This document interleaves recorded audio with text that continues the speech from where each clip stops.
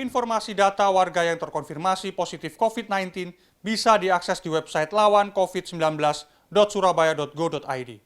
Selain nama kampung, informasi ini dilengkapi juga jumlah orang lengkap dengan status medis serta peta permukiman. Upaya pemerintah kota membuka sebaran penularan COVID-19 hingga alamat dan jumlah pasien di sebuah pemukiman ini diapresiasi epidemiolog Universitas Airlangga Surabaya atau ILA Isfandiari. Menurutnya, pembukaan identitas terbatas bisa meningkatkan kewaspadaan publik terhadap risiko penularan COVID-19. Meski begitu, ia memperingatkan pemerintah kota jika tidak dibarengi edukasi terus-menerus terkait COVID-19, pembukaan data ini akan berdampak pada stigmatisasi dan pengucilan pasien COVID-19 beserta keluarganya. Pasalnya, sampai saat ini tidak sedikit pasien dan keluarganya yang mengalami kejadian serupa. Bisa jadi pedang bermata dua apabila tidak disosialisasikan dengan baik. Yang saya maksud mungkin bagi orang yang tidak paham, ini akan menjadi stigmatisasi. Jadi orang akan jadi takut dan kemudian menstigma. Dengan adanya pembukaan alamat ini, pihak Pemkot harus berkoordinasi dengan RT RW di dalam rangka untuk mengedukasi warganya bahwa ini bukan untuk stigmatisasi, tetapi ini untuk lebih ke kewaspadaan. Atau ILA kembali menegaskan, edukasi adalah kunci. Pembukaan data alamat ini direspon beragam oleh warga yang keluarganya dinyatakan positif COVID-19. Yang keberatan data alamat ini dibuka khawatir, stigma dan pengucilan akan terus terjadi.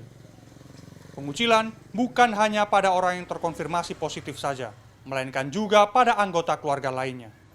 Kalau saya sih, menurut saya lebih elok kalau nggak usah dibuka datanya, karena memang pengalaman saya dan keluarga sendiri itu jadi masyarakat di kampung terutama itu jadi kayak antipati gitu loh. Jadi kalau misalnya kayak ada kakak atau mas atau saya misalnya mampir ke Gubeng, itu kita kayak stigmanya masih takut gitu, takut tertular atau gimana gitu.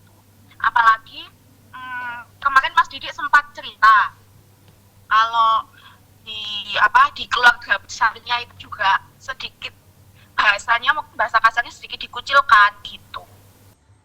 Sementara warga yang setuju menganggap upaya ini membuat warga berhati-hati menjaga kesehatan. Warga yang dinyatakan positif COVID-19 dan keluarganya tidak perlu berkecil hati dan tetap optimis tanpa perlu mempedulikan cibiran warga.